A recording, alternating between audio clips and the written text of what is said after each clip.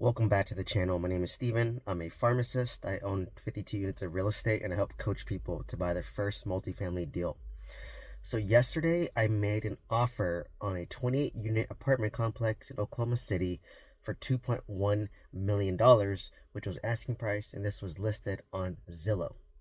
So what I did was I contacted this broker via text and I saw his name and number on Zillow, and it's public information, so you could see it. And literally, I think I offered the same broker had an 8 unit where I offered.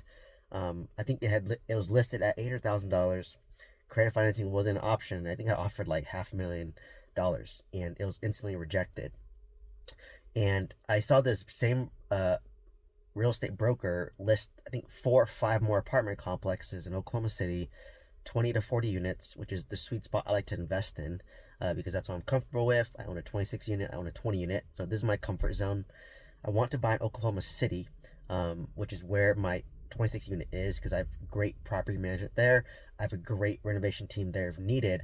But these deals that I saw on Zillow were already turnkey, so they wanted top of market pricing, which is like $2 million. I think it's $2.1 million for a 28 unit. Keep in mind, my 26 unit I have valued conservatively at 1.7, 1.8, but it has 2 more units, but the rents are actually kind of comparable. One bedroom was around 750, the 2 bedroom was around 850, but these units have washer and dryer in the units, so they're probably charging additional like rent just to have the washer and dryer the machine, because it's a luxury, as well as water and electricity. The water bills will be higher, so you have to kind of pay for that. So this property, the gross rents was about $22,000, which matched with the rent roll and matched with what I seen. So mine is about 18,000, and theirs is 22,000 on average. So they get about 4,000 more bucks a month in rent, which makes sense given that they have laundry units and there's 2 more units. Half the unit was Section 8 and half the unit was non-Section 8.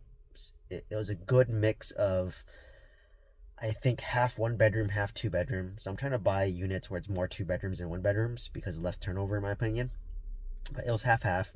The units were renovated completely. So, I think it's like my 26 unit where it's been renovated. And the owner is basically looking to sell this, and I believe he owns it free and clear, and they're looking to sell it. And so basically I asked the broker, Alan. I just said, hey Alan, this is how I introduced myself. Hey, I'm Steven. I own a 26 unit apartment complex 5 miles away, so I'm establishing my credibility and my experience by saying I own an apartment, and am interested in this apartment complex in Oklahoma City, and I put the address. And I said that, to get the ball rolling on an LOI, can you send me the T12 and the rent roll to this email? Thank you. And usually they'll respond saying, okay, great. So in this text messages, I'm establishing credibility by owning apartments. I'm establishing that I'm going to make an offer, because all real estate brokers and agents want is they want to offer, they want to sell it, and they want to get a commission check, right? So I did that. And the next thing is, I'm just trying to be efficient here, because the lender is going to ask for a T12 and a rent roll, and that's how I analyze the deal. So he emailed me the rent roll, which had about $22K a month, and he emailed me the T12, which had about $260K per year. If you divide that by 12, that's $22K per month.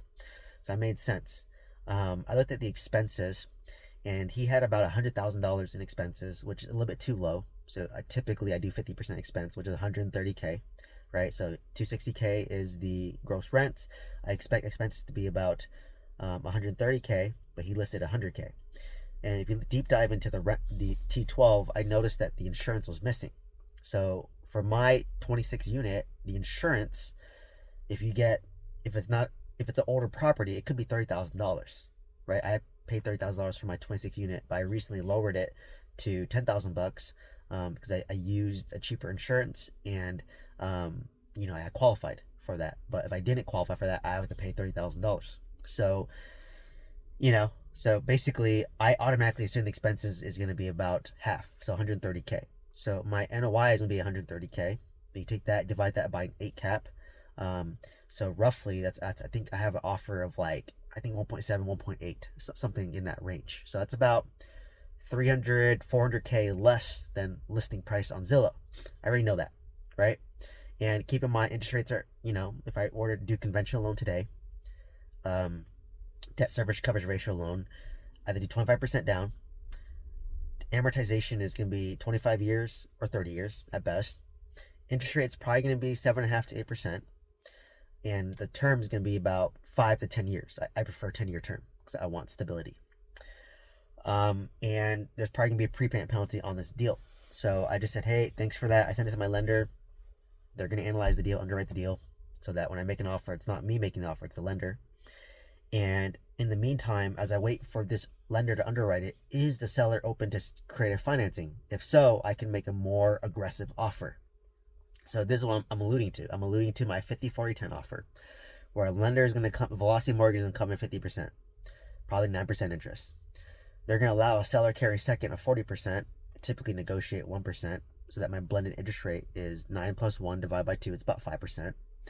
And I'm going to put 10% down, so I'm low leverage in the deal, right? So I'm going to have a lower blended interest rate and put 10% down, so I can make a more aggressive offer, but the seller has to be willing to do seller carry second. And unfortunately, the seller is not open to being in second position. They prefer to be in first position. So what does that mean? That means I go to my third offer, which is 10% down, 90% seller carry. And so, that's the offer that I kind of went with.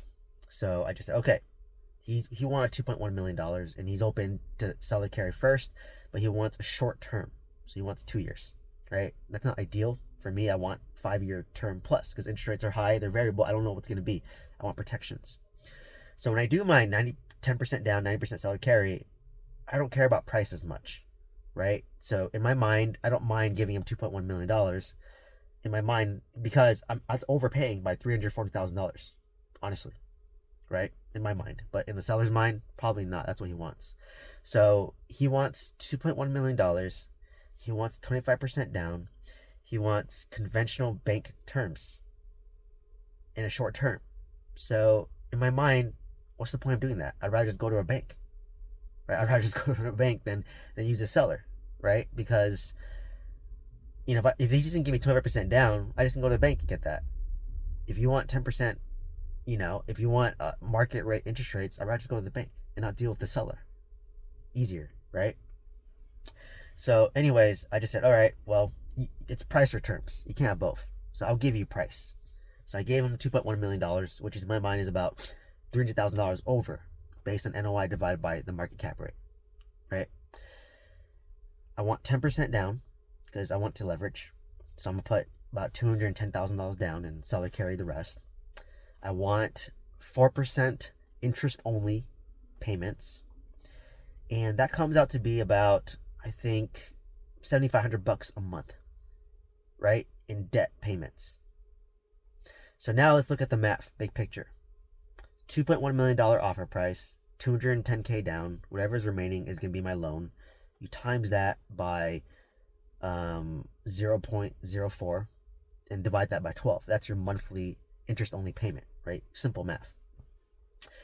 So the gross income was about $22K per month.